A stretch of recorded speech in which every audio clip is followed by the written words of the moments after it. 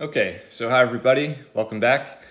What we're doing today in this video is continuing our Chapter 10 lecture on rotational motion. And so I thought we'd start with an example where we use the rotational version of Newton's second law. So here we have a rod of length 1.25 meters and a mass of 6.75 kilograms attached by its end to an axle. So here's the rod, here's the axle it's attached to at the end. A long string is wrapped around a pulley of radius 4.35 centimeters, which is also attached to the axle. So here's the pulley, and there's a string wrapped around that. So assume that there's no friction, and the masses of the pulley, the string, and the axle are all negligible. So if you pull the string with a constant force of 24.5 newtons, so you pull the string here with a force of 24.5 newtons, what will the angular acceleration of the rod be? And then as a follow-up, if it starts from rest, how long will it take to reach 35 RPM?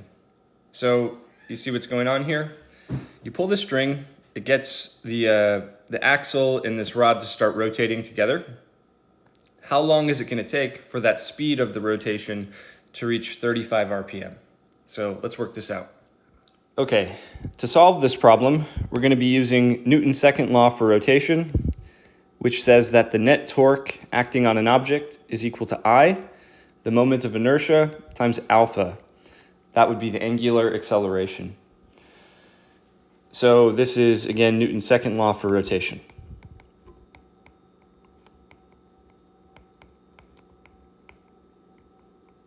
Now, part of that equation is I, the moment of inertia. So remember that the axle and the pulley have negligible mass. So we really just need to focus on the rod. What we have here is a rod rotating about its end. In that case, the moment of inertia is something we worked out before. I is equal to 1/3 ml squared. So we actually found this, this was derived in the previous video. I think that was the last example in the previous video. Okay, so next, we're going to draw a diagram that will help us work out how we're going to use Newton's second law for rotation. So I want us to take the point of view where we're looking down into the axle. So here, this would be your point of view, looking down into the axle. So if we're looking at the pulley, you'd be looking at it face on, so you'd see a circle like this. And the axis of rotation would be going right through the center of the pulley like this. And then, of course, there's a string coming off the end of the pulley like this. Okay, let's make a coordinate system so that we can keep track of how things are moving. I'll put the x, y coordinates in the plane of the page, and then the z-axis will be coming out of the page like this. Okay, so in this case, we're only going to have a torque in the z direction, so let's just focus on that. The net torque in the z direction is equal to I times alpha z. In other words, there's no rotation about the x or the y axis, so we'll just focus on z here. And since we need to calculate torque, let's remember how that works. R cross F. Okay, what's the r vector? Well, that's the radial vector.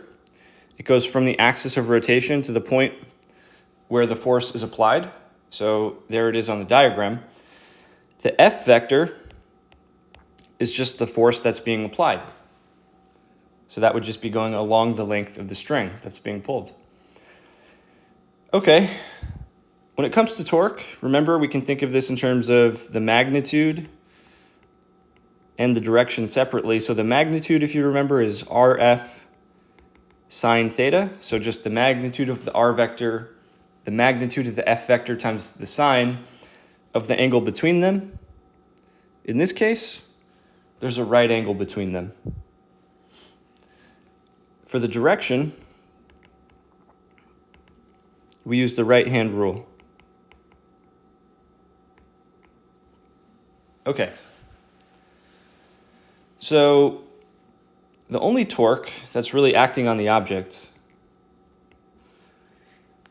is the torque due to that force that we're pulling the string with. So the magnitude of that torque, again, is R. That would be just the radius of the pulley now, times F, the amount of force you're pulling with, and then sine of 90 degrees because, of course, there's a right angle between those two. Now, to get the direction right, we're going to use the right-hand rule. So this is how it works. You point your fingers of your right hand in the direction of R. You curl them in the direction of F. And if you do that, so your R vector is going to the left, you curl your fingers down in the direction of F, your thumb should be pointing up out of the page, which is the positive Z direction. So this gets a plus sign. Okay. On the other side of the equation, since that's the only torque, we can just leave the left-hand side at that. On the right-hand side, we have the moment of inertia, which is a third, m times L squared, and then we have alpha Z. So alpha Z, this is the angular acceleration around the Z-axis. If we solve for that, we're going to get 3 times R times F divided by mL squared. That's what we have. Okay. At this point, we can plug in the numbers and get the angular acceleration that we're looking for. So we have 3. The radius of the pulley was 4.35 centimeters, but we'll convert that to meters. 10 to the minus 2 meters is a centimeter.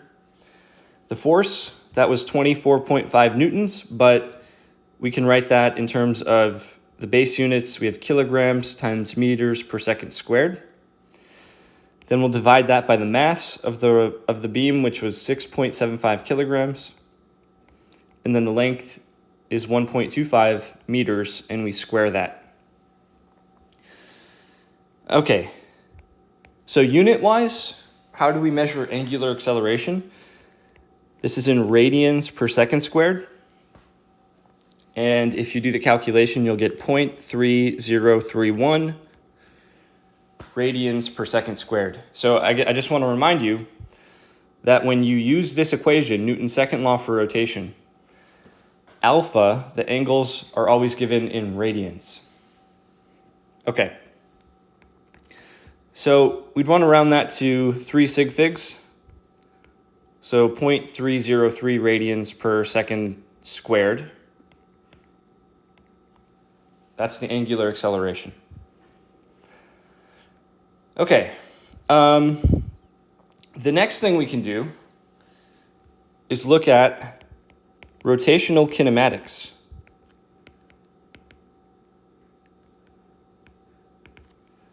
In particular, I want us to think about an equation we derived in the first video, which is omega is equal to omega naught plus alpha times t.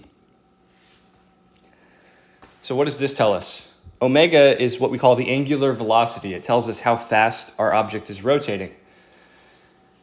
This says we take the initial angular velocity, omega naught, we add that to our angular acceleration times time, so that's alpha times t, and we get the final angular velocity omega. That's what this equation says. So in this case, what's omega naught? Well, that would be 0, because we start from rest.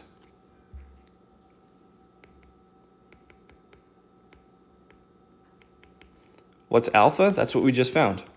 0.3031 radians per second squared. And what's the final value of omega? Well, that's 35 RPM. Revolutions per minute is RPM. So before we do the calculation, we better convert this into radians per second so that the units will be consistent with what we have for alpha. So that's just a quick conversion. In every 1 minute, we have 60 seconds. Every 1 revolution is 2 pi radians. Okay, so now we have radians per second. If you do the calculation, you're going to get 3.665 radians per second. So if it's rotating at 35 RPM, that's the same as 3.665 radians per second. Okay, so now we take this kinematic equation, put in everything we know. On the left side, we have the final angular velocity, 3.665 radians per second, equals the initial angular velocity, which is 0, plus alpha, which is 0.3031 radians per second squared, times t. So therefore t, the time this will take, is going to be 3.665 radians per second over 0.3031 radians per second squared. And if you do the math, that'll come out to 12.09 seconds, which we would round to 12.1 seconds. Okay, so the idea is, if you have this system shown in the diagram, starting from rest, you pull on the string with a force of 24.5 newtons, and you keep pulling with that same constant force, you're going to get the axle to start rotating, and it will take 12.1 seconds for the speed of that rotation to reach 35 RPM. That's what we found. All right, so here's one for you to try out. We have a long string which is wrapped around a cylindrical spool of mass 1.5 kilograms and radius 25 centimeters. It's fixed to an axle which goes through its center. So here's the idea. You have a cylinder, there's a string wrapped around it many times, and in the center of the cylinder there's a small hole here that's fixed to an axle, so now it can just rotate around that center point. You pull on the string with a constant force of 25 newtons to unravel the spool. So there's the 25 newtons of force that you're pulling with. As you do that, you unravel the spool. So there's a constant torque of 3.45 newton meters due to friction between the axle and the spool. So unlike in the last example, now we're going to imagine that there's some friction here, and the torque that's produced is 3.45 newton meters due to that friction. So what is the angular speed in radians per second of the spool after it's made 3 full rotations? So the idea is you pull on this, you're pulling the string this way. At some point, it will make 3 full rotations. At that point, how fast is it rotating? That's the idea. We're going to assume that the spool starts from rest. So as you do this problem, use this formula here. The moment of inertia of a solid cylinder that's rotating around its center of mass is 1/2 mr squared, where m is the mass and r is the radius. So pause the video, see if you can work this out, and then we'll go through it together. Okay, so we'll start by writing down Newton's second law for rotation, which says the net torque acting on the spool is equal to the moment of inertia of the spool, that's I, times the angular acceleration alpha. Now in this case, we have 2 torques to consider. So there's a torque due to the pull,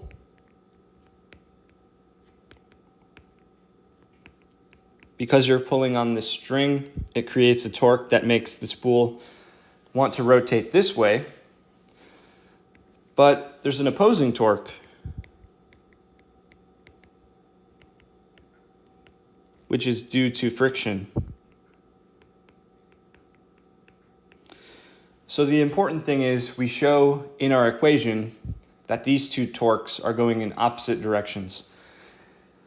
And we can do that just by giving the torque due to the pull a positive sign and giving the torque due to friction a negative sign. So that way we show they're opposing each other. Now, if we implement that in the equation, here's what we get. So there are two torques. We have the torque due to the pull, and then minus the torque due to friction. What does that equal?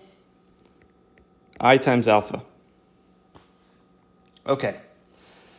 Now, the next thing we should do, since we already know the torque due to friction, let me just write that down. That was 3.45 Newton meters. But what we have to do is work out the torque due to the pull. So here's the idea. The force of the pull is going this way. There's your F vector going to the right. And the R vector goes from the axis of rotation to the point where the force is being applied. So remember, the torque is given by R times F times sine of the angle between those two vectors, which in this case is 90 degrees. And then we subtract the torque due to friction right there. Now on the other side of the equation, I have the moment of inertia, which is just given to us. We have 1/2 times the mass times the radius squared. Now, be aware that this radius here and this radius here are the same thing, right? We're talking about the radius of the spool. And that multiplies alpha. Okay. So what we want to do first is figure out the angular acceleration of the spool. That's going to be alpha. So alpha will be equal to, I'm going to multiply on both sides by 2, gets rid of the 1/2 factor, and that's going to multiply R times F, and then sine of 90 just goes to 1, so I'll just leave that off, minus the torque due to friction, and then I'm going to divide through by mr squared. That's how we'll solve for alpha. Okay, so I have 2. The radius of the spool is 25 centimeters or 0.25 meters. That multiplies the force that you're pulling with, which is 25 newtons. Then we subtract the torque due to friction, which is 3.45 Newton meters.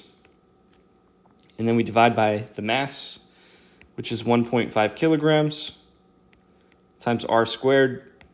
0.25 meters, again, is r, and we square that. Okay, so this is our angular acceleration. We get 59.7, but we'll have to keep 2 sig figs on this, radians per second squared. Okay, so that's not the answer we want. Again, that's the acceleration. What we want is the angular speed. How fast is this thing rotating at the end of all this? So for that, we're going to use a kinematic equation. We have omega squared is equal to omega naught squared plus 2 alpha theta minus theta naught. Okay. Now, if we think about these variables, what we're looking for is omega. That would be the final angular speed of this rotation. Omega naught would be 0 because we start from rest.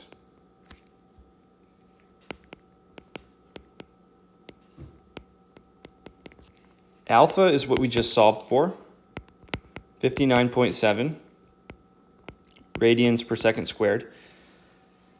Now, what about theta minus theta naught? What is this? Well, we can write that as delta theta.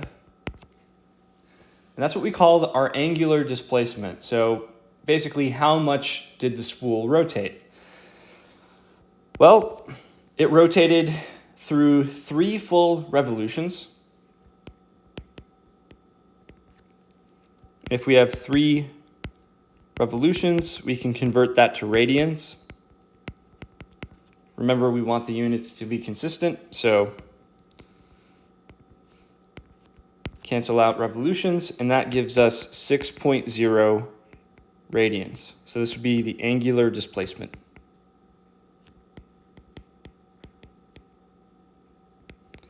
So basically the question we're asking is, after it undergoes this angular displacement, how fast is it rotating? We're going to use this kinematic equation to solve for that.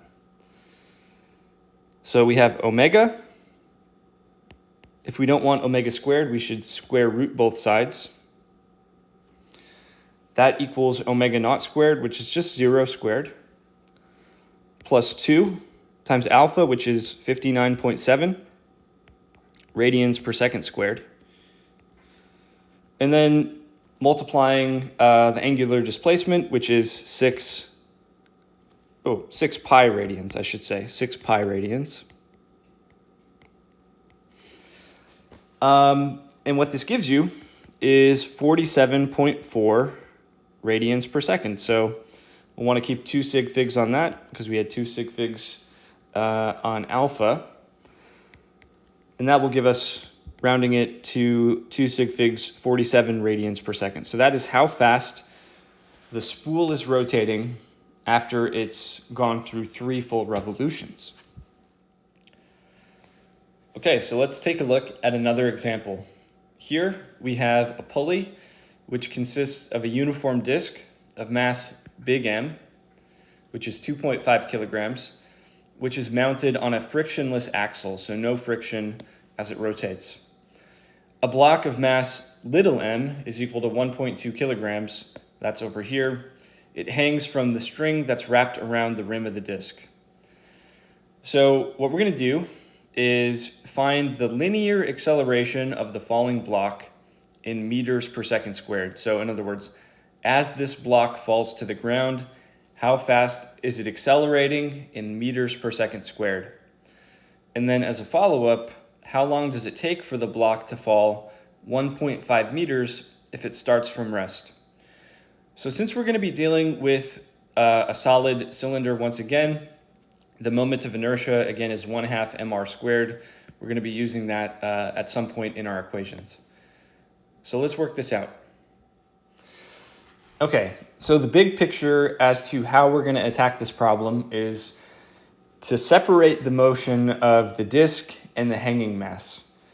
So if we look at the disk, this is an object that's going to be rotating. And remember, if you have a rotating object, what you need to do is understand the torques that are acting on it if you want to understand how it moves. So there's only one torque really to deal with here, and I'll show you what that is. So if we look at the left end of the disk, the string is going to be pulling down with a force of tension, call that T, on the left end of the disk.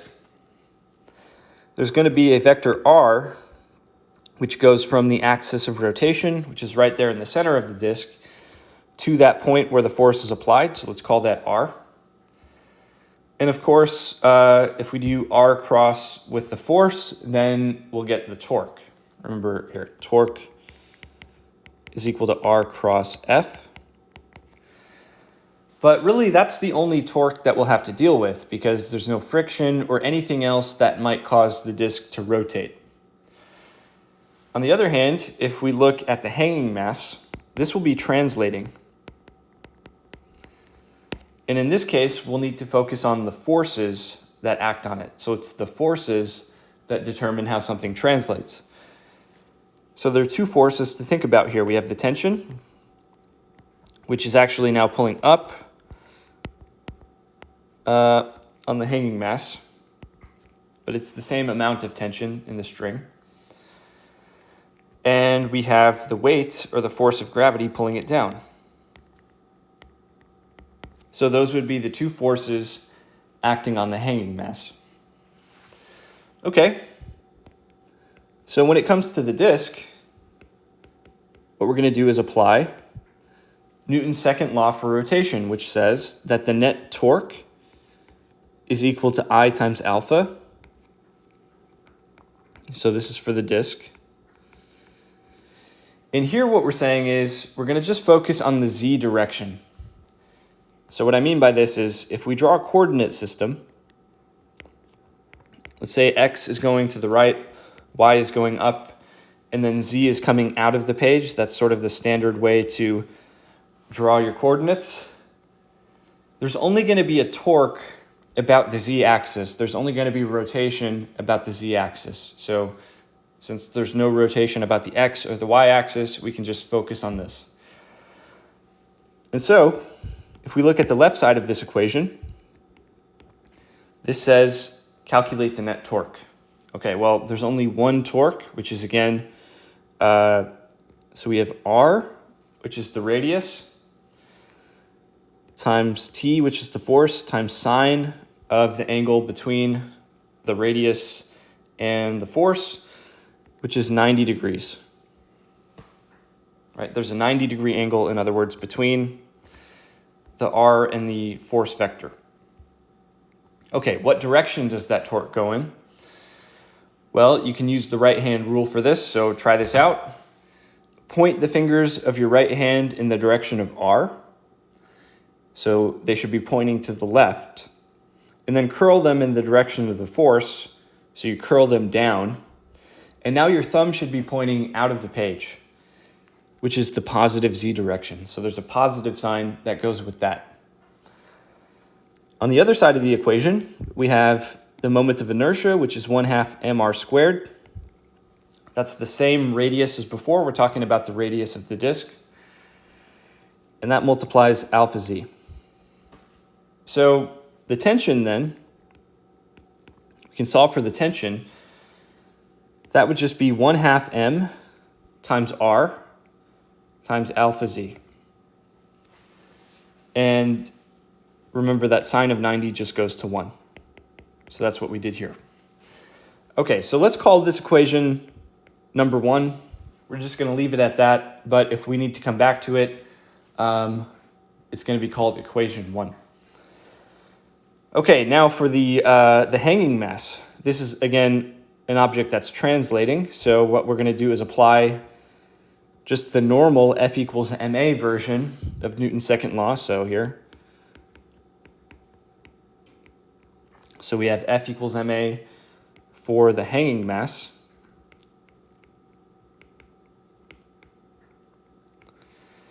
And I'm only focusing on the y direction here because it's only going to be moving up and down. There's no motion in the x or the z direction. We can just focus on y for the hanging mass. Okay, so on the left side, where we have the net force, there are two forces to think about. We have tension, which is in the positive y direction. It's going up. And then we have the weight, which is in the negative y direction. It's going down. And that's equal to m times ay. Now, notice something I'm doing here. I'm using lowercase m for the hanging mass and uppercase m for the disk. So we want to keep those two straight.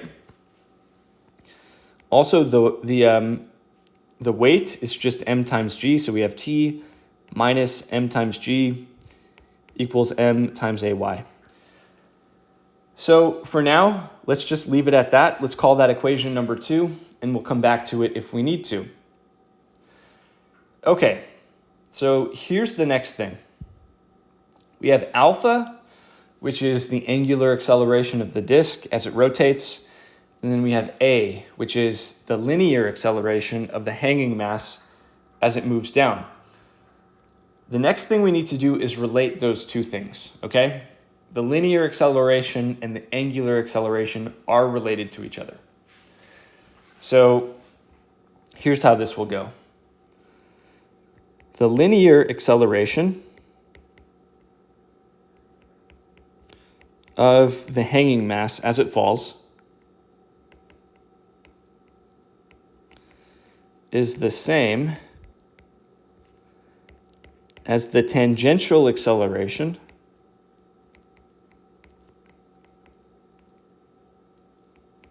of the edge of the disk, of the outer rim of the disk.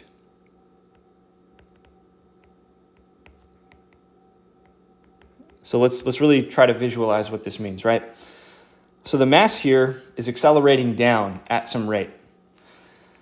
And the edge of the disk over here is accelerating also at some rate.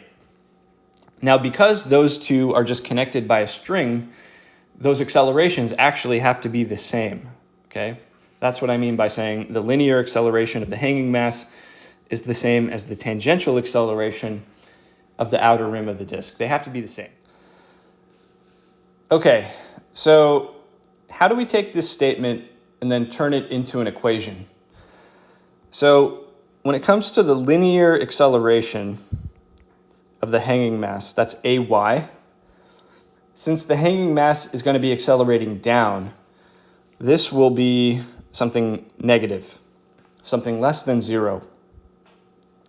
When it comes to the angular acceleration of the disk, alpha z is what we use for this, that's going to be something positive. Let's try to see why that is. Well, okay, the disk starts off at rest, but then sometime later it's going to be rotating like this in the counterclockwise direction. So remember, if you use the right hand rule and you curl the fingers of your right hand counterclockwise, your thumb is going to be pointing out of the page, which is in the positive z direction. So the point is, AY, alpha z, they have different signs, okay? They have opposite signs. So if I want to relate those two accelerations in an equation, well, I know again that tangential acceleration is equal to the angular acceleration alpha times the radius. But here, since AY and alpha z are those two accelerations, and they have opposite signs, I'm going to put a little negative sign there just to indicate that they have opposite signs. So that will be equation number 3. And so we have 3 equations now. The rest of this, now that's all set up, is just algebra, okay? Ultimately, we're going to solve for AY. So there are different ways you can do this, but how about we say we'll plug equation number 3 into equation number 1. Okay, so equation number 1 says we have t equal to 1/2 times mr times alpha z, but alpha z, according to equation number 3, is just minus AY divided by r.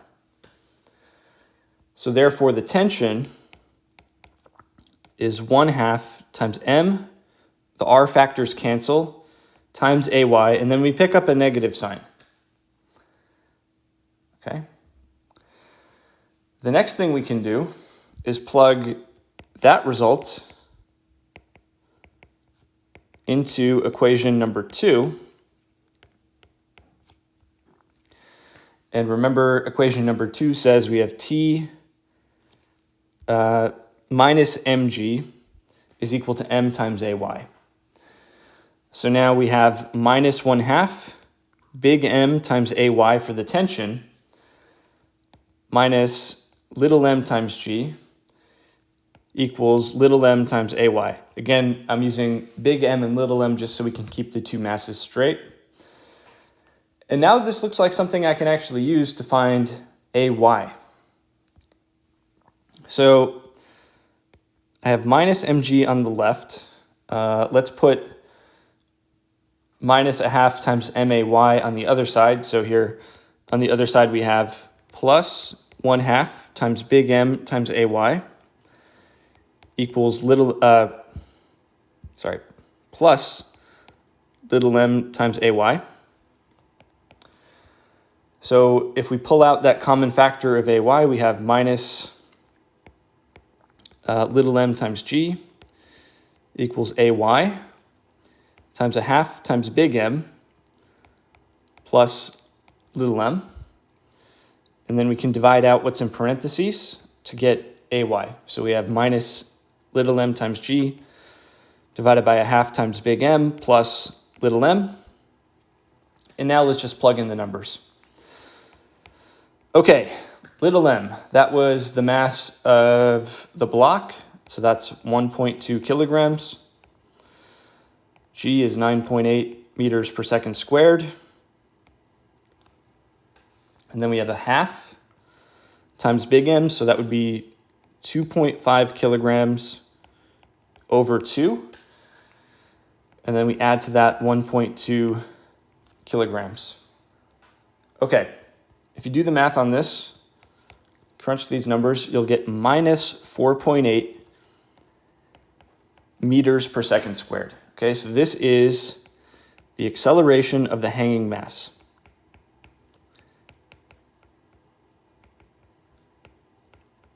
And again, the negative sign just indicates that it's downwards. Okay, now let's answer the last question here. If it starts from rest and it falls 1.5 meters, how long will that take? So here we're going to use a kinematic equation.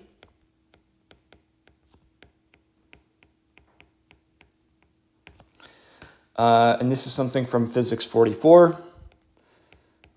That position, which we'll call y, is equal to the initial position, y naught, plus the initial velocity, v naught y, times time, plus 1/2 times acceleration, ay, times time squared. Now, in this case, v naught y is going to be 0 because we start from rest.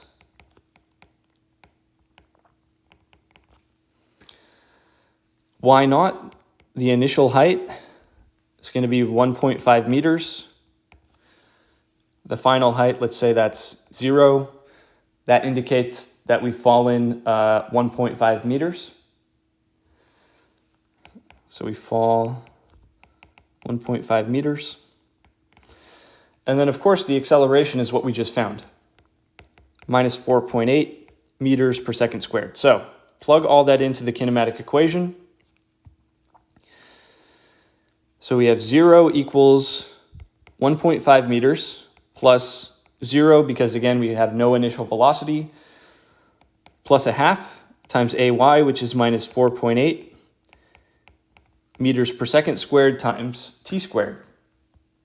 So if we want to solve for t, let's take this negative term over to the left side by adding it. Then let's multiply by 2, so we'll have 2 times 1.5 meters, and then divide by 4.8 meters per second squared like this, and then square root it to get the time. Okay? So that time comes out to 0.791 seconds. We want to keep 2 sig figs, and that's 0.79 seconds. So it actually falls slower than if it were just in free fall. The acceleration is not 9.8 meters per second squared, it's 4.8. And you'll actually have to work this out given the conditions in the problem. It's not just going to be free fall acceleration. So that's how you do this one. So a major theme that we're going to keep seeing in this unit on rotation is that pretty much every idea that you've seen before in physics, like Newton's laws of motion, kinematics, has a direct counterpart in rotation. So earlier in this video, we talked about the rotational version of Newton's second law. Before that, we talked about rotational kinematics.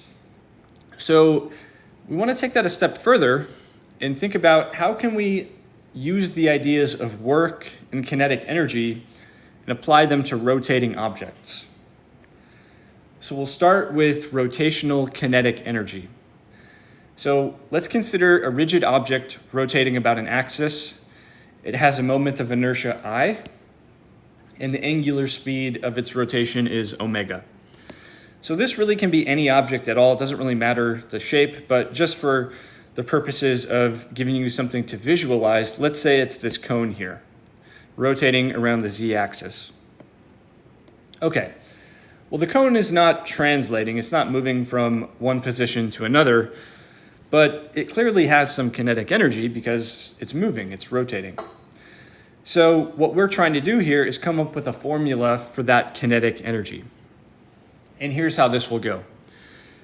Every single part of the object, every particle that is on this rotating object, is moving in a circle around the axis of rotation. So if I pick out, a particle here on the edge of the cone, it's going to be moving in a big circle around the axis of rotation like this. If I pick out a particle that's closer into the axis, let's say over here, that's going to be moving in a smaller circle around the axis of rotation. But the point is, everything is moving in a circle around the axis of rotation. So if we have a whole bunch of different particles that are in motion, each one has a kinetic energy. If we add up all of those kinetic energies, then we'll get the total that we're looking for. In other words, the kinetic energy of this rotating object is equal to the sum of the kinetic energies of the particles that make up the object. Each one of those is going to be 1/2 mv squared. So this is the sum over all the particles of 1/2 mv squared. That will give us what we're looking for. So remember that when it comes to the speed, v, of one of these particles, that would be what we call a tangential speed, okay? And we developed a formula for this way back at the beginning of this lecture. And that tangential speed is equal to r, the radius, times omega. So for each particle, the speed, vi, is equal to the radius of that particle, ri, times omega. So of course, there's going to be a different radius and a different speed for the different particles, but they're all going to have the same omega because this body is just rotating at a certain angular speed. So here's how we do this. We'll substitute in for v in the previous equation, ri times omega, so the radius of that particle times omega, and we're squaring that because 1/2 mv squared is kinetic energy, so we're squaring the v. And we can rearrange that slightly to say this. 1/2 is a constant, so every single term in the sum has a factor of 1/2, so why don't we just pull that out of the sum over here? And actually, omega is another constant, so why don't we pull that constant factor out of the sum also? So we'll have omega squared being pulled out of the sum here. Now what's left in the parentheses is the sum from I is equal to 1 all the way to n. That just means add up all the particles. Mi, that's the mass of a given particle, times ri squared, where this is the radius or the distance from the axis of rotation of that particle. So the thing in parentheses should be looking familiar. That would be the object's moment of inertia. Remember, m times r squared is the moment of inertia of a particle. And if we add that up for all the different particles, that's just the total moment of inertia of the object. So therefore, we can replace the thing in parentheses with the moment of inertia of the object, and we'll get the answer. That the kinetic energy of rotation is equal to 1/2 times I times omega squared. Now this should look really familiar. Kinetic energy for translation is 1/2 mv squared.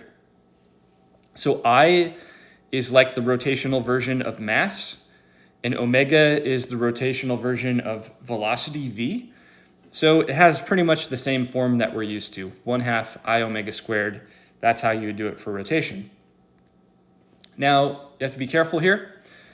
If you're going to use this formula, it only works if the angles are given in radians, because at this step over here, we used an equation v is equal to r times omega, which only works if the angles are in radians. So keep that in mind if you ever use this formula. Okay, so let's just get a little practice using the formula. Earth rotates on its axis once per day.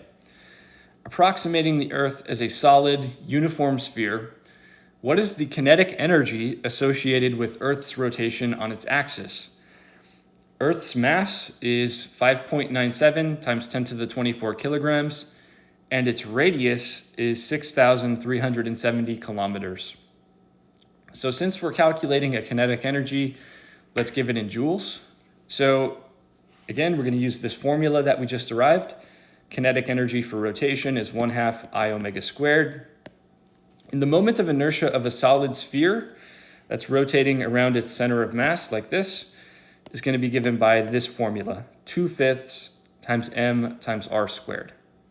Okay, so pause the video, see if you can get this, and then we'll go through it together. Okay, so what we're calculating is the rotational kinetic energy of the Earth as it spins on its axis, which is given by 1/2 I omega squared. Now, in this case, the moment of inertia that we're going to use is the moment of inertia of a solid sphere rotating about its center of mass. So we'll use the formula 2/5 m, that's the mass of the Earth, times the radius squared, mr squared. And then we have omega squared next to that. So to simplify, we have 1/5 mass of the Earth, radius of the Earth squared, times omega squared. Now the mass and radius are given, but what we need is omega. We need to know what the angular speed of Earth's rotation is. So here, we're going to calculate the angular speed of Earth's rotation.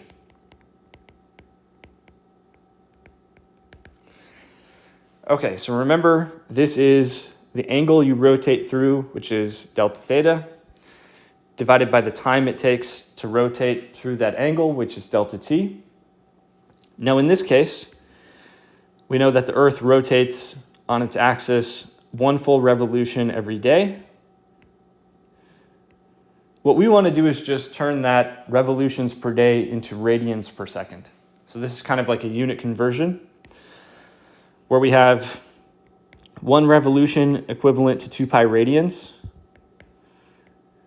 And then in every day, we have 24 hours. In every hour, we have 60 minutes. And then in every minute, we have 60 seconds. So here, let's cancel out revolutions, days, cancel out hours and minutes. So we're left with radians per second, just like we want. And if you do the calculation, you'll get 7.272 10 to the minus 5 radians per second. Okay, so the kinetic energy of Earth's rotation is something we can calculate now. It's going to be 1/5. The mass of the Earth, big M, is 5.97 10 to the 24 kilograms. The radius, 6,370 kilometers, but in meters, that would be times 10 to the 3 meters. We'll square it, and then we'll put in the value of omega that we just calculated, 7.272, 10 to the minus 5 radians per second, and we better square that. Okay. So in terms of units, what we have is kilograms, meters squared, and then seconds squared on the bottom. And remember, radians aren't really a unit, that's more of a placeholder, just to remind us that we're not talking about degrees or revolutions. So we can leave this off. The numerical value that you get, if you crunch the numbers, is 2.562 times 10 to the 29. Keep 3 sig figs on that. And then also notice that this unit here, a kilogram times a meter squared divided by a second squared, is a joule. So that's what we wanted ultimately.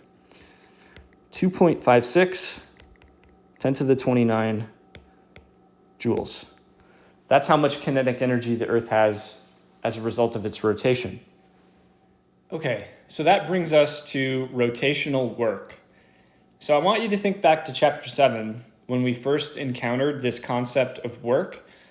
And what we saw is for translational motion, work is defined as a force acting over a distance.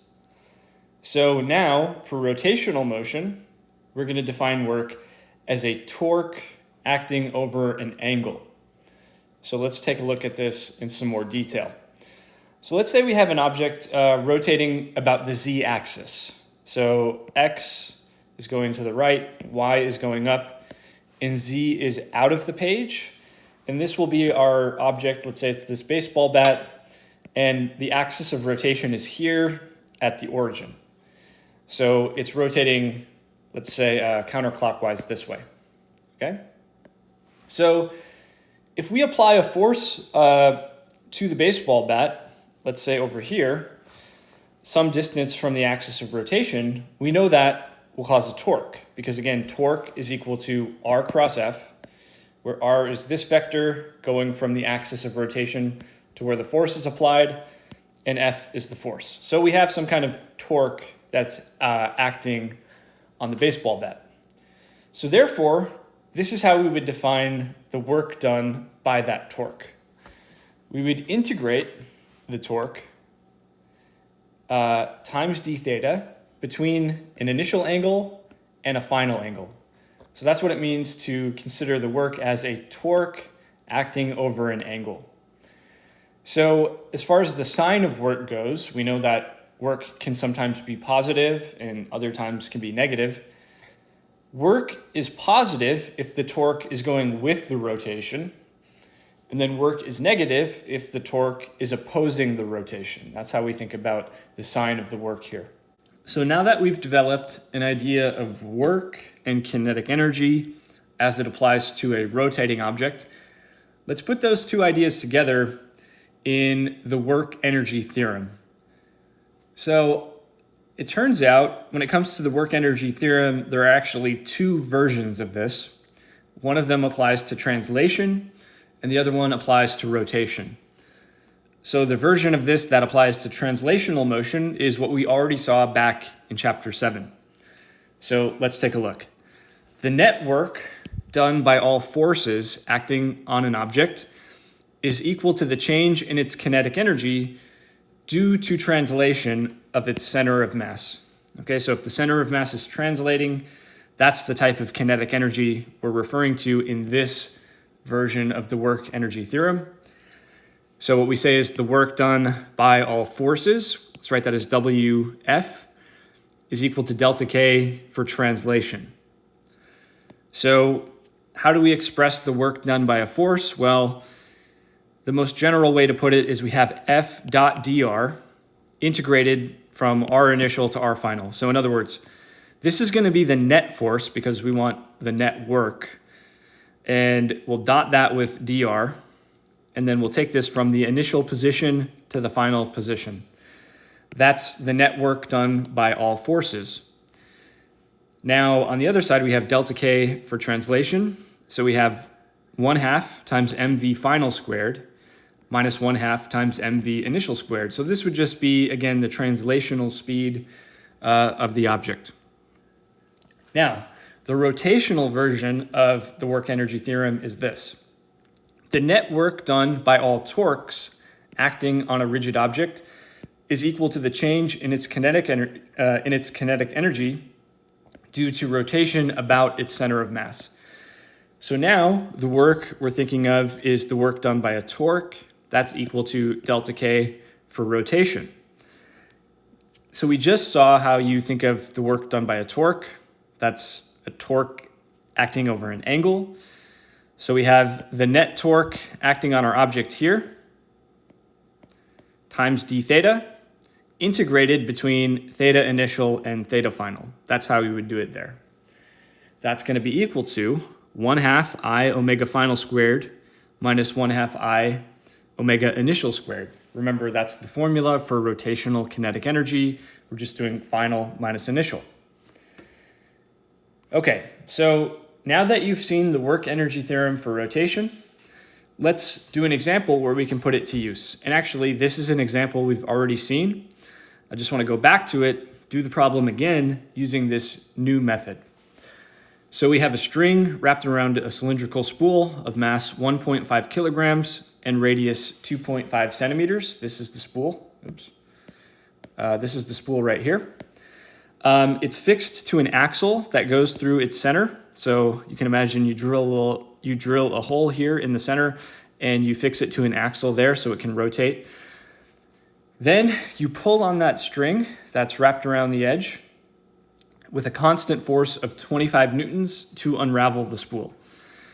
There is a constant torque of 3.45 Newton meters due to friction between the axle and the spool. So what we're going to do is find the angular speed in radians per second of the spool. So how fast is it spinning in radians per second after it's made 3 full rotations, assuming we start from rest. So again, we're going to solve this problem using the work energy theorem for rotation, which is the net work done by all the torques acting on the spool is going to be the change in rotational kinetic energy of the spool.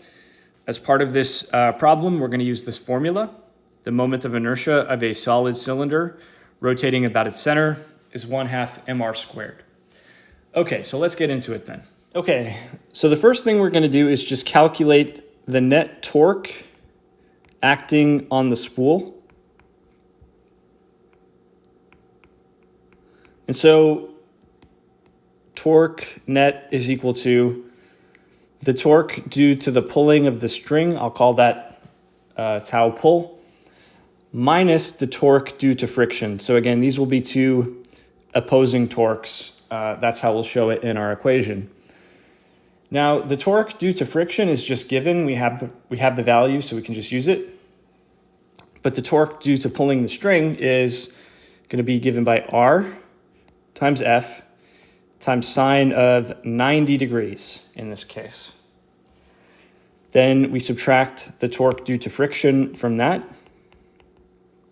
And so plugging in what we know, R is the radius of the spool, so that's going to be 0.25 meters. The force that we're pulling with is 25 newtons. And sine of 90 just goes to 1. Then if we subtract the torque due to friction, we get 3.45 Newton meters. So the net torque is 2.8 Newton meters. Okay, so the work done by the torques acting on the spool, so this would be the net work done by all torques,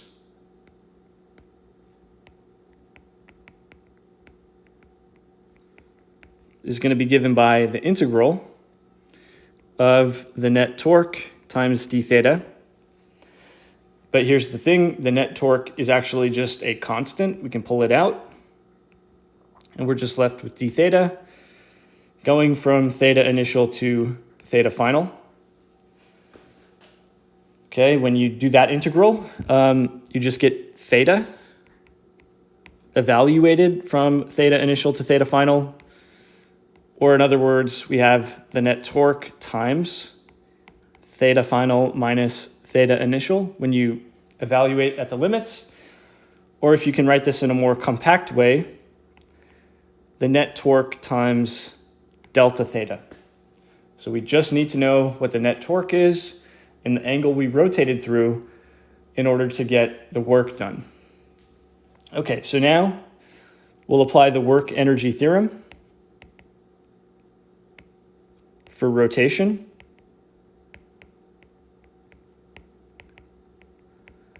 Which gives us W equals delta K. So here's what we have.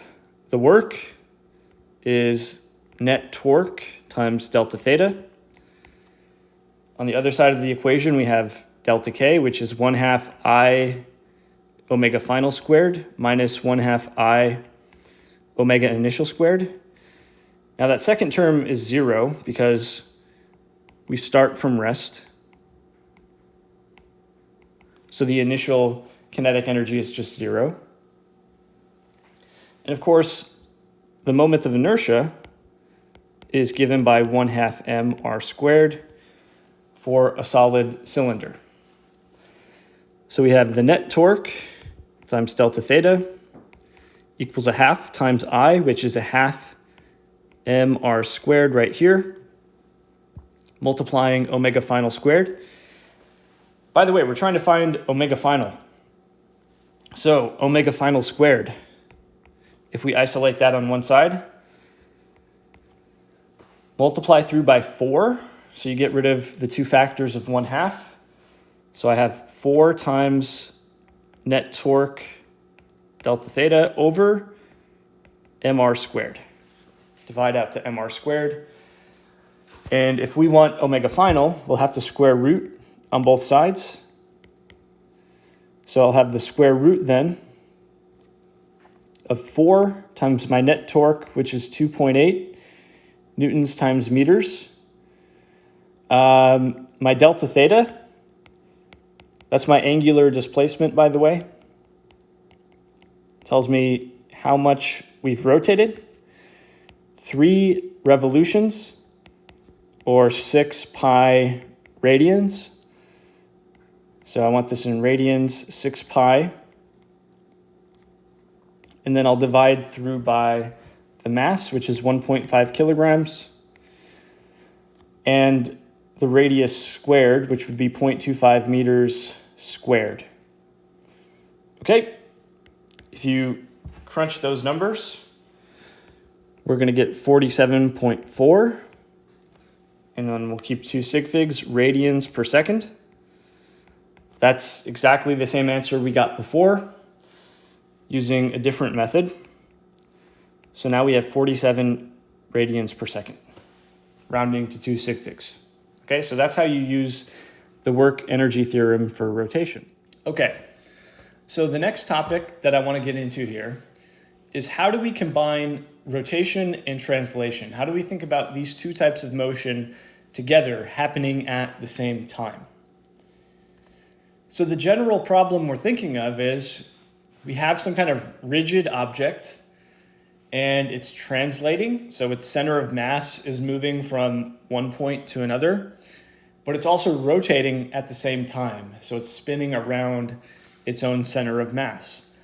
Now, in general, this can get kind of complicated. As an example, think about a football. When you throw a football and it's spinning through the air as it flies through the air. Well, again, it's translating because the center of mass of the football is moving from one place to another.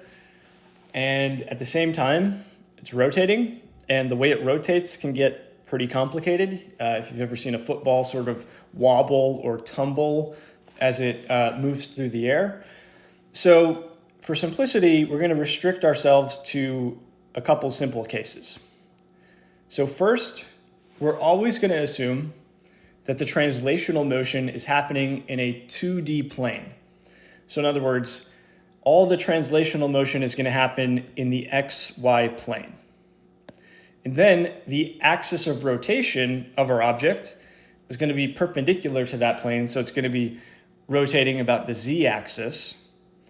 And that axis is going to go through the center of mass. So it's going to be rotating around its own center of mass about the Z-axis. So basically, we're going to have three equations to look at here. The translation of the object is going to be governed by Newton's second law, F equals ma. So the net external force acting on the object in the x direction is equal to its mass times the acceleration of the center of mass in the x direction. And then we have the same exact equation, but for the y direction. So again, that governs the translation. Then the rotation is going to be governed by the net torque in the z direction is equal to the moment of inertia I of the object times alpha z. So in other words, we'll be looking at the motion of a single object, but it's going to be governed by these three equations. So let's do an example where we put this idea to use. We have an object here that is both rotating and translating at the same time. So here's what's going on with this example. We have a uniform disk with a mass of 1.5 kilograms and a radius of 15 centimeters. And it's sitting on a flat frictionless table. So it's not attached to an axle that keeps it in one place. It's just moving on a frictionless table, so it's free to move around. We have a string that's wrapped around the outside of the disk, and the string is pulled horizontally with a constant force of 12 newtons. We're going to find the linear acceleration of the disk in meters per second squared, and we're also going to find the angular acceleration of the disk in radians per second squared. As part of this calculation, we're going to need to know the moment of inertia of a solid cylinder that rotates around its center of mass like this. So that's going to be I equals 1/2 mr squared. So let's work it out. Okay, so for the translation of the disk, we have two equations that govern this type of motion.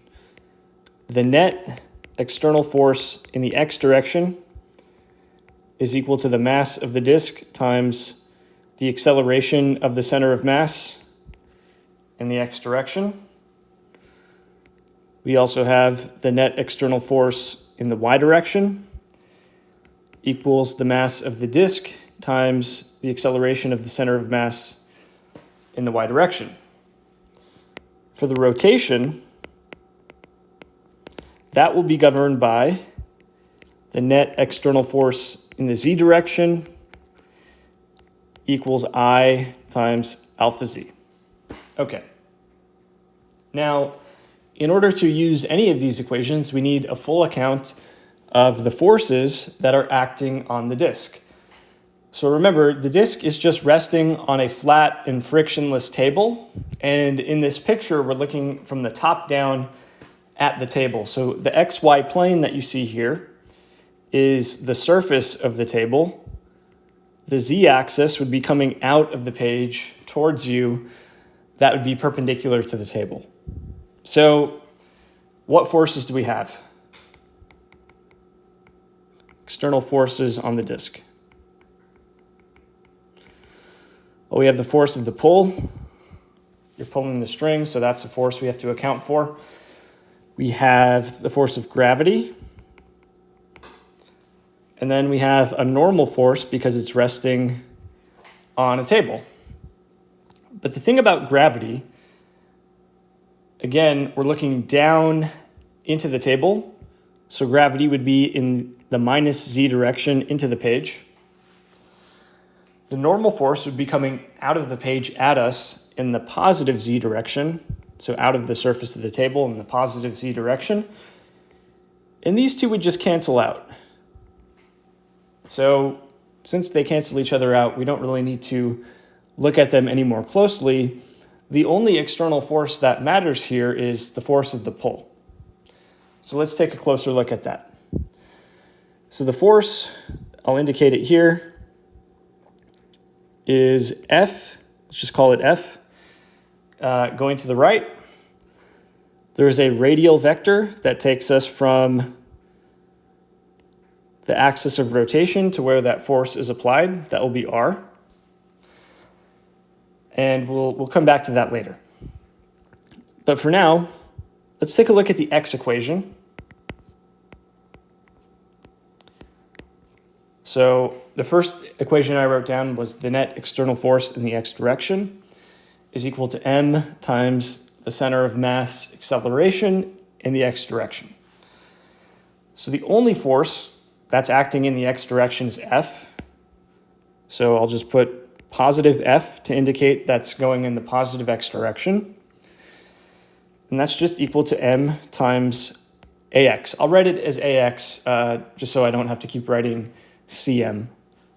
So ax is just F over m, pretty simple, which gives us 12.0 newtons or 12.0 kilograms meters per second squared for the for the force.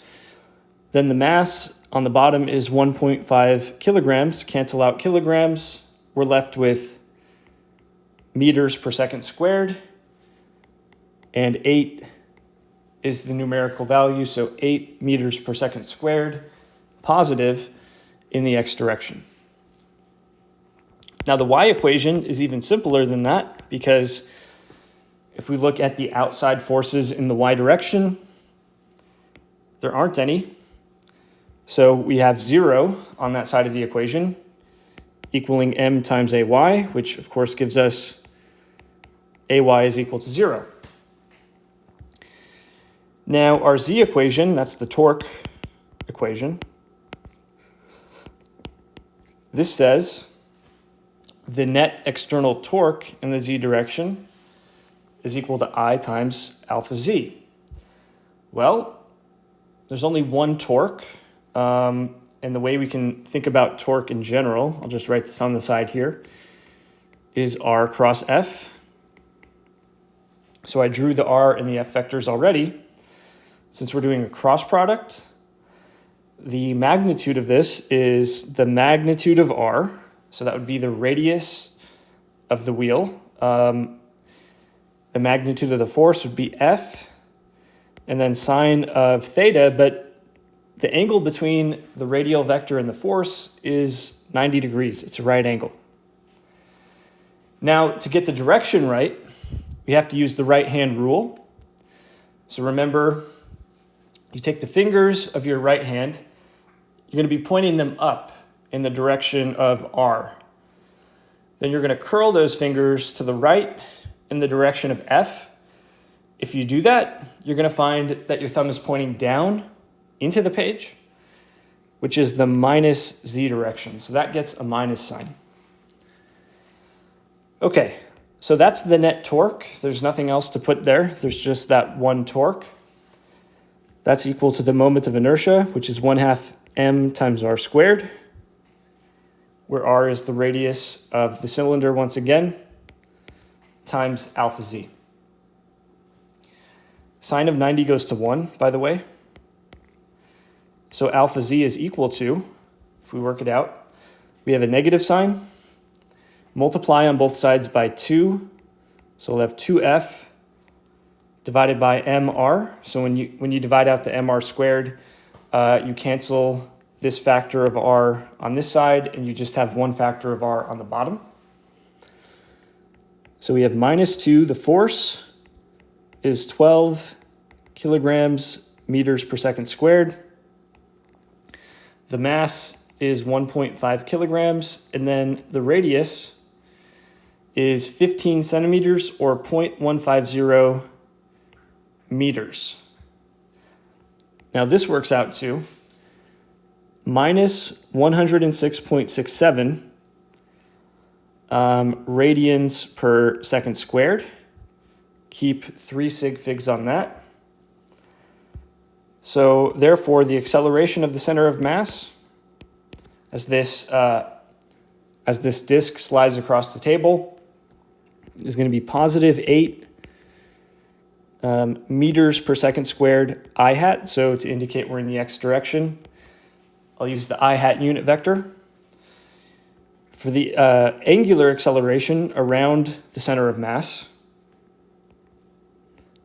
we found it's minus 107 radians per second squared k hat to indicate we're in the minus z direction for that vector. Okay, so that's just one example of how we can combine rotational and translational motion. The next video is going to be all about this. We're just going to stick to this topic and look at many more examples. So I'll see you in that next video. We'll end this one here. Until then, take care, be safe, be healthy. See you next time.